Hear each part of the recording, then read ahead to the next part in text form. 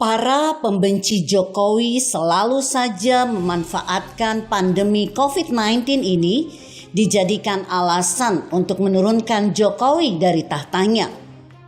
Lihat saja perilaku Wakil Ketua Majelis Syuro Partai Umat, MS Kaban, yang meminta agar MPR menggelar sidang istimewa untuk mengadili Presiden Joko Widodo. Seperti dilansir fajar.co.id, mantan Menteri Kehutanan yang pernah menerima suap sebesar 15.000 US dollar dari Anggoro Wijoyo ini mengatakan pemerintah telah gagal menangani pandemi COVID-19. Terbukti, kata MS Kaban, terjadi perbedaan pendapat antara Menteri Luhut Binsar Panjaitan dan Presiden Joko Widodo. Presiden pun tidak tahu kapan pandemi akan teratasi. Terkendali, kata LBP. Belum terkendali, kata Presiden. Presiden dan Opung LBP berbeda melihat situasi, kata MS Kaban, dikutip fajar.co.id di akun Twitternya. Karena itu mantan politisi PBB itu meminta MPR segera melakukan sidang istimewa untuk mengadili Presiden Joko Widodo. Kalau begitu, apa bisa rakyat berharap hanya dengan permohonan maaf? PPKM jika gagal adalah kegagalan Presiden. MPR RI perlu sidang istimewa, adili Presiden, ungkapnya. Tidak hanya MPR, MS Kaban juga meminta pimpinan partai politik ikut bertanggung jawab atas kondisi saat ini. Jika ketua-ketua parpol merasa bertanggung jawab terhadap NKRI, amanat pasal 3 Undang-Undang 45, MPR RI berfungsilah, pungkasnya. Pernyataan MS Kaban tersebut langsung disambar Aziz Yanuar, sang pengacara Habib Rizik. Dikutip dari genpi.co, Aziz Yanuar sepakat dengan ide MS Kaban untuk mengadili Presiden Joko Widodo. Ada sejumlah alasan yang mendasari kesetujuan ex-sekretaris Bantuan Hukum DPP Front Pembela Islam ini. Di antaranya, makin menggunungnya utang negara, upaya penanganan pandemi COVID-19 tidak membuahkan hasil dan amburadul, serta ekonomi Indonesia disebutnya turun kelas. Alasan lainnya adalah selama kepemimpinan Jokowi, penegakan hukum di Indonesia menjadi berantakan. Pasalnya, diskriminasi hukum terus berlangsung dan nyata terlihat di beberapa kasus. Salah satu yang disinggung Aziz adalah peristiwa di Tol Jakarta Cikampek yang menewaskan sejumlah laskar FPI.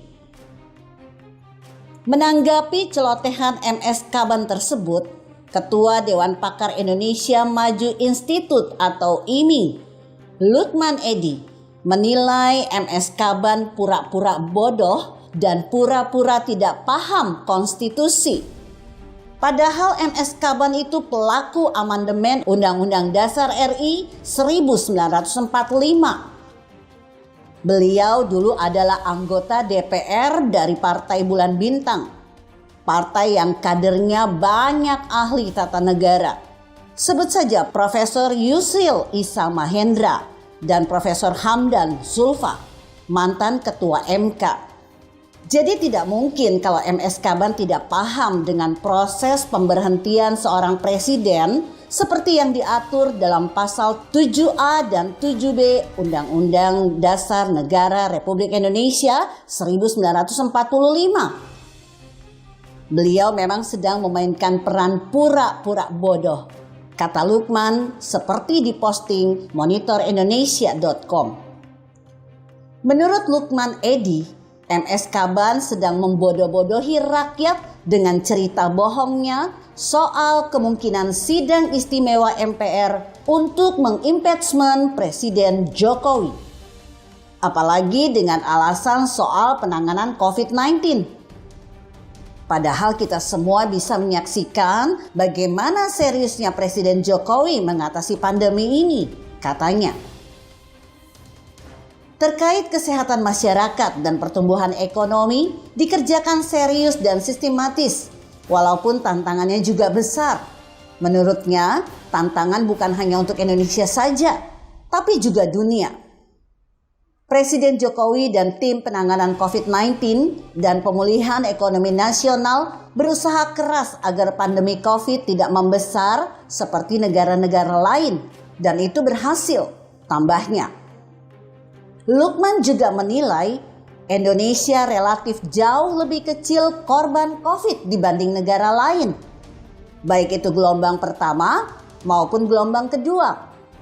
Begitu juga pertumbuhan ekonomi tetap terjaga positif di atas 0%. Bandingkan dengan negara lain yang pertumbuhan minus. Melihat apresiasi masyarakat terhadap kinerja Presiden Jokowi mengatasi pandemi melalui beberapa survei yang dominan positif, dan melihat peta politik di Senayan, jelas MS Kaban juga memainkan peran membodohi rakyat sekaligus memprovokasi dengan fake and false information, pungkasnya. Sementara itu, seperti dilansir gesuri.id, politikus PDI Perjuangan Gilbert Simanjuntak menegaskan, pernyataan mantan Menteri Kehutanan MS Kaban tidak memiliki basis data, tidak objektif, hanya didasari kebencian. Menurut Gilbert, setiap pemerintah mempunyai persoalan tersendiri dalam menghadapi dan menangani COVID-19 di negaranya, sehingga tidak ada patokannya.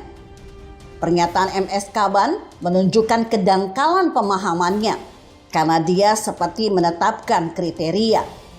Gilbert menegaskan, MS Kaban sendiri kredibilitasnya tak ternilai dengan kasus Anggoro dan kegagalan Partai Bulan Bintang. Sebagai mantan menteri, lebih etis bila ikut membantu pemerintah sekarang, bukan memberi pernyataan agitatif. Apa yang sudah dilakukan MS Kaban buat masyarakat selama pandemi ini? Kalau hanya pernyataan agitatif, itu kerjaan murahan, ujar Gilbert. Anggota DPRD DKI Jakarta itu mempertanyakan permintaan sidang istimewa yang diutarakan MS Kaban. Apa dasar menggelar? Apakah ada pelanggaran Undang-Undang Dasar 1945 atau melanggar undang-undang? Pernyataan MS Kaban itu dangkal dan tidak berkelas. Menurut Gilbert, dalih menggunakan pandemi COVID-19 sebagai alasan mengadili Jokowi tidak masuk akal. MS Kaban sendiri tidak mengerti bagaimana penanganan COVID-19. MS Kaban menggunakan pandemi sebagai alasan. Dia sendiri tidak mengerti menangani pandemi. Jika Anda berpendapat lain, berikan komentar Anda di kolom komentar. Saya Emma, Karisma 90.